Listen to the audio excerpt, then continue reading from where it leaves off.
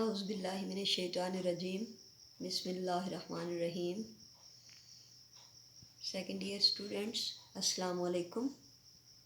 جی بیٹا، آج 9 دسمبر 2020 ہے، ہمارا اردو کا لیکچر شروع ہونے جا رہا ہے۔ حمد باری تعالیٰ ہم پڑھ رہے تھے۔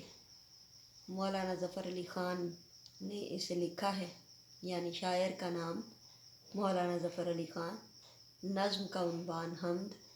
ٹھیک ہے، تو اگلا شعر شروع کرتی ہوں۔ سراپا معصیت میں ہوں، سراپا مغفرت وہ ہے، خطا کوشی روش میری، خطا پوشی ہے کام اس کا۔ سراپا مکمل سر سے لے کر پاؤں تک، معصیت گناہ، خطا کوشی غلطی کرنا، قصور ہو جانا، روش انداز یا طریقہ، خطا پوشی غلطی چھپانا، گناہوں پر پردہ ڈالنا۔ مفہوم ہے اس کا، میں سراپا معصیت ہوں، وہ سراپا مغفرت ہے، میری روش غلطی کرنا ہے اور اس کا کام خطا پوشی کرنا ہے۔ مولانا ظفر علی خان اردو شاعری میں نمایاں مقام رکھتے ہیں۔ حمد گوئی کے علاوہ انہوں نے نعت گوئی میں بھی تبازمائی کی اور اس میں اعلیٰ مقام پایا۔ انسان بلا شبہ اشرف المخلوقات ہے، مگر غلطی اور خطا اس کی سرشت میں موجود ہے۔ روئے زمین پر آنے والے پہلے انسان حضرت آدم علیہ السلام سے بھی بھول ہوئی، تو اللہ تعالیٰ نے دعا سکھائی کہ اپنی مغفرت طلب کرو۔ گویا خطا کوشی اور خطا پوشی لازم و ملزوم ہیں، دونوں ساتھ ہیں۔ انسان میں معصیت کا ہونا اس بات کی دلیل ہے کہ اللہ تعالیٰ کی ذات میں مغفرت کی شان موجود ہے۔ ٹھیک ہے، انسان میں معصیت کا ہونا، گناہ کا ہونا اس بات کی دلیل ہے کہ اللہ تعالیٰ کی ذات میں مغفرت کی شان موجود ہے۔ اگر لغزش کا ارتکاب ہو، یعنی اگر گناہ سرزد ہو جائے، غلطی ہو جائے یا گناہ ہو ہی نہ، تو مغفرت کس بات کی؟ ٹھیک ہے، انسان چاہے جتنا بھی عقل و شعور سے کام لے لے، لیکن اس کا راستے سے بھٹکنا سمجھ سے بالاتر نہیں ہے۔ وہ کوشش کے باوجود غلطی کر بیٹھتا ہے۔ ایسے میں صرف اللہ کی ذات ہی ہوتی ہے جو انسان کی مددگار ہوتی ہے۔ علامہ اقبال کا ایک شعر ہے جو آپ سب کو آتا ہے، نہ کہیں جہاں میں اما ملی، جو اما ملی تو کہاں ملی، میرے جرم خانہ خراب کو تیرے عفو بندہ نواز میں۔ ٹھیک ہے، چنانچہ شاعر کہتے ہیں کہ میرے گناہ اور میرے پروردگار کی رحمت دونوں بے اندازہ ہیں۔ میرے گناہ حد سے زیادہ ہیں تو وہیں اس کی رحمت بھی حد سے زیادہ ہے۔ جہاں میں گناہ کرتے ہوئے انتہائی گر گیا ہوں، جہاں میں گناہ کرتے ہوئے انتہائی گر گیا ہوں، وہیں میرا رب مغفرت کرنے میں انتہائی اعلیٰ مقام تک پہنچا ہوا ہے۔ دراصل اللہ تعالیٰ اپنے بندوں پر بے انتہا مہربان ہے اور اپنے انسان سے بے پایہ پیار کرتا ہے۔ انسان خطا کا پتلا ہے، اس لیے اس کا وجود گناہوں سے آلودہ ہو جاتا ہے، لیکن رب کی رحمت اور مغفرت اتنی وسیع ہے کہ انسان کے گناہوں کے دریا اس کی رحمتوں، نوازشوں اور بخششوں کے سمندر میں گر کر اپنا وجود کھو دیتے ہیں۔ کسی شاعر نے کیا خوب کہا ہے، ہم نے تو جہنم کی بہت کی تدبیر، ہم نے تو جہنم کی بہت کی تدبیر، لیکن تیری رحمت نے گوارا نہ کیا۔ دراصل غلطی اور گناہ انسانی فطرت کا خاصہ ہے، مگر جان بوجھ کر گناہوں سے اپنے دامن کو آلودہ کیے جانا شیطانی فعل ہے۔ اللہ تعالیٰ نے ابلیس کو حکم دیا تھا کہ میرے آدم کو سجدہ کرو، تو اس نے انکار کر کے گناہ عظیم کیا اور جواز یہ پیش کیا کہ وہ آگ سے بنا ہے اور آدم مٹی سے۔ وہ اپنی غلطی پر اڑ گیا، جس کی وجہ سے وہ نامراد ٹھہرا۔ جب کہ انسان غلطی کر کے اس پر نادم ہوتا ہے اور پچھتاتا ہے، شرمندہ ہوتا ہے، تو اللہ تعالیٰ کی صفت مغفرت و رحیمی جوش میں آتی ہے اور اپنے بندے کو معاف کر دیتی ہے۔ ایک دانا کا قول ہے، جو گناہ کرتا ہے وہ انسان ہے۔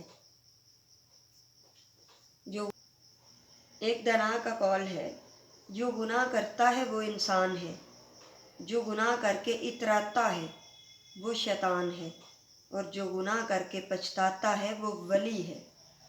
ٹھیک ہے نا بیٹا؟ اس کی ترتیب یاد رکھنی ہے۔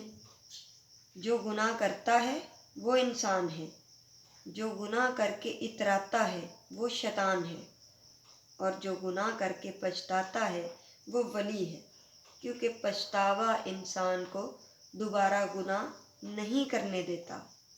ٹھیک ہے؟ شاعر کہتے ہیں کہ اللہ تعالیٰ کی کس قدر شان رحیمی ہے کہ ہم خطا کوش ہیں اور وہ خطا پوش، ہم گناہوں میں ڈوبے رہے اور وہ ہمارے گناہوں پر اپنی صفت ستاری، ستار ہوتا ہے عیبوں کی پردہ پوشی فرمانے والا، ستار العیوب،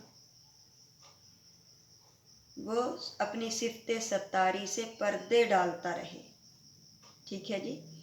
اگلا شعر ہے، میری افتادگی بھی میرے حق میں اس کی رحمت تھی کہ گرتے گرتے بھی میں نے لیا دامن ہے تھام اس کا۔ افتادگی، بے بسی، عاجزی، گرنا،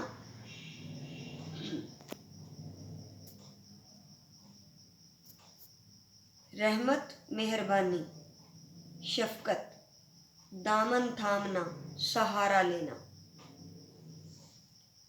مفہوم ہے اس کا، میرے حق میں میری افتادگی بھی اس کی رحمت ثابت ہوئی، کیونکہ میں نے گرتے ہوئے بھی اس کے دامن کو تھام لیا ہے۔ تشریح طلب شعر میں شاعر کہتے ہیں کہ میری بے بسی اور مجبوری بھی دراصل اللہ تعالیٰ کی رحمت کا ایک بہانہ تھی۔ یہی وجہ ہے کہ گرتے ہوئے بھی میں نے اس کا دامن تھاما اور بچ کر نکل گیا۔ در حقیقت انسان غلطی کا پتلا ہے۔ غلطی کرنا اس کی عادت میں شامل ہے، اس کی فطرت میں ہے، اس لیے کوشش کے باوجود وہ غلطی کر بیٹھتا ہے۔ انسان اپنی فطری افتاد کے تابع ہو کر غلطی اور گناہ کرتا ہے، مگر ساتھ ہی اسے پچھتاوا ہوتا ہے کہ میری یہی خطا بروز قیامت میرے لیے وبال جان بنے گی اور میرے گناہ مجھے جہنم کا ایندھن بنائیں گے۔ چنانچہ جہنم کے شعلوں کا خیال آتے ہی انسان گرتے گرتے سنبھل جاتا ہے اور اللہ کے حضور ندامت کا اظہار کرتا ہے، تو اللہ تعالیٰ کی رحمت اسے اپنی پناہ میں لے لیتی ہے۔ اللہ تعالیٰ غفور الرحیم ہے۔ عام طور پر غلطی کرنا، گناہوں سے آلودہ ہونا اور مصیبتوں کا شکار ہونا پسندیدہ افعال شمار نہیں ہوتے، لیکن شاعر کا خیال ہے کہ میری غلطیاں اور گناہ میرے حق میں بہتر ثابت ہوئے، کیونکہ میں اگر گناہ نہ کرتا تو مجھے اپنے خالق کی رحمت کا دامن تھامنے کی سعادت نصیب نہ ہوتی۔ بہت خوش ہوں خدا یاد آ رہا ہے اس مصیبت میں، بہت خوش ہوں خدا یاد آ رہا ہے اس مصیبت میں، میری کشتی کو اے طوفاں یوں ہی زیر و زبر رکھنا، میری کشتی کو اے طوفاں یوں ہی زیر و زبر رکھنا۔ ٹھیک ہے؟ عموماً بیٹا آپ خود بھی سوچئے، ہم بھی سوچتے ہیں، جب ہم تھوڑی سی پریشانی میں مبتلا ہوتے ہیں تو کس طرح ہم رکوع و سجود میں پناہ تلاش کرتے ہیں، بار بار اللہ تعالیٰ سے دعا کرتے ہیں، نفل ادا کرتے ہیں، عبادتیں کرتے ہیں، صدقہ و خیرات کرتے ہیں۔ ٹھیک ہے؟ تو عام روٹین میں ہم اس طرح سے اللہ پاک کو یاد نہیں کرتے۔ تو یہاں شاعر نے کچھ اپنی اسی کیفیت کو بیان کیا ہے کہ مصیبت میں جب ہوتا ہوں تو مجھے پروردگار یاد آتا ہے، اس لیے میں بہت خوش ہوں۔ ٹھیک ہے کہ میری کشتی کو اے طوفاں یوں ہی زیر و زبر رکھنا، یعنی کچھ نہ کچھ فکر کی بات، کچھ نہ کچھ پریشانی ڈالے رکھنا کہ اے پروردگار میں ہمیشہ تجھے یاد کرتا رہوں۔ گویا شاعر نے اپنے دکھوں، پریشانیوں اور غموں کو اپنے لیے رحمت قرار دیا ہے۔ بیٹا یہ بات سچ ہے، اللہ تعالیٰ اپنے نیک بندوں کو آزمائش میں ڈالتا ہے۔ اللہ تعالیٰ جب چاہتا ہے کہ میرا بندہ مجھے بھول گیا ہے تو اسے تھوڑی سی پریشانی دے کر، تھوڑے سے غم دے کر جھنجھوڑتا ہے کہ یہ میری طرف پلٹے۔ جن کو پروردگار ہدایت دینا نہیں چاہتا ان کی تو رسی دراز کر دیتا ہے، وہ جتنے مرضی گناہ کرتے جائیں کوئی پکڑ نہیں ہوتی فی الحال۔ ان کے حساب تو اگلے جہان کے لیے ہیں، وہاں حساب دینا بہت مشکل ہے۔ وہ کہتے ہیں کہ ان کی وجہ سے میری آنکھوں پر غفلت کا پردہ ہٹ گیا ہے اور مجھے اپنے رب کی یاد کے قابل بنا دیا ہے۔ گویا میری یہ افتادگی ایک اچھا فعل تھی کہ میں اپنی غلطیوں اور لغزشوں کے باعث گرنے لگا تو میں نے اللہ کی رحمت کے دامن کو تھام لیا جس نے مجھے گرنے سے بچا لیا۔ میری بے کسی کا عالم ہے میرے لیے مبارک، میری بے کسی کا عالم ہے میرے لیے مبارک کہ ہمیشہ گرتے گرتے تیرا آسرا لیا ہے۔ دراصل دنیا کی کامیابی یہ نہیں کہ آدمی دنیا میں کامیاب ہو جائے، بلکہ کامیابی یہ ہے کہ آدمی دنیا و آخرت دونوں میں کامیاب ہو جائے۔ انسان دنیا میں آ کر اپنے مقصد تخلیق سے بھٹک جاتا ہے، بھول جاتا ہے کہ اسے کیوں بنایا گیا ہے، وہ کس لیے دنیا میں بھیجا گیا ہے، اور دین بھی فوائد میں الجھ کر رہ جاتا ہے۔ ایسے میں وہ خدا کے حضور سجدہ ریز ہو کر ندامت کے آنسو بہا لے تو کامیابی اس کا مقدر بن جاتی ہے۔ اللہ کی مرضی اور منشا بھی یہی ہے کہ انسان غلطی کر کے اس پر ڈٹ نہ جائے، اس پر اڑ نہ جائے، اس پر خوش نہ ہو، بلکہ اس پر ندامت کے آنسو بہائے۔ علامہ اقبال کا ایک شعر ہے، موتی سمجھ کے شان کریمی نے چن لیے، موتی سمجھ کے شان کریمی نے چن لیے، قطرے جو تھے میرے ارک انفعال کے۔ انسان کی فطرت گناہوں پر مائل رہتی ہے، لیکن اگر خدا کی رحمت کا دامن مل جائے تو وہ کامیاب ہو جاتا ہے۔ ہوئی ختم اس کی حجت اس زمیں کے بسنے والوں پر، ہوئی ختم اس کی حجت اس زمیں کے بسنے والوں پر کہ پہنچایا ہے ان سب تک محمد نے کلام اس کا، صلی اللہ علیہ وسلم۔ بیٹا جب بھی جہاں بھی حضور اکرم صلی اللہ علیہ وآلہ وسلم کا نام مبارک آئے، سننے والے پر واجب ہے کہ وہ آپ صلی اللہ علیہ وآلہ وسلم پر درود و سلام بھیجے۔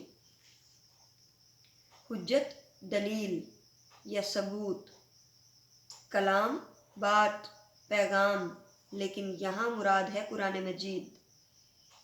مفہوم اس کا، زمین کے بسنے والوں پر اس کی حجت ختم ہوئی، اس کا کلام پاک محمد صلی اللہ علیہ وآلہ وسلم نے لوگوں تک پہنچا دیا ہے۔ تشریح طلب شعر میں شاعر نے حضور اکرم صلی اللہ علیہ وآلہ وسلم کی دنیا میں آمد کا مقصد بتایا ہے۔ انسان اشرف المخلوقات اور اللہ تعالیٰ کا نائب ہے، اس لیے اللہ تعالیٰ نے اسے دنیا میں تنہا اور بے یار و مددگار نہیں چھوڑا، بلکہ اس کی تربیت اور ہدایت کے لیے انبیاء کا سلسلہ جاری رکھا تاکہ وہ انسان کی تربیت کرے اور ان کا رخ اپنے خالق و مالک کی طرف پھیریں۔ تمام انبیاء کرام نے لوگوں کو یہی دعوت دی۔ قرآن مجید میں ارشاد ہوتا ہے، یا ایھا الناس کلوا لا الہ الا اللہ تفلحوا، اے لوگو کہہ دو کہ اللہ کے سوا کوئی معبود نہیں، تم کامیاب ہو جاؤ گے۔ اے لوگو، کہہ دو کہ اللہ کے سوا کوئی معبود نہیں، تم کامیاب ہو جاؤ گے۔ چنانچہ جن لوگوں نے وقت کے نبی کی بات مان لی وہ کامیاب ہوئے اور ان پر عنایت الہی کی بارشیں ہوئیں۔ جن لوگوں نے وقت کے نبی کی بات نہ مانی وہ ناکام ہوئے اور ان پر اللہ تعالیٰ کا قہر اور غضب نازل ہوا۔ اللہ تعالیٰ نے ہر قوم کے لیے اپنے رسول بھیجے۔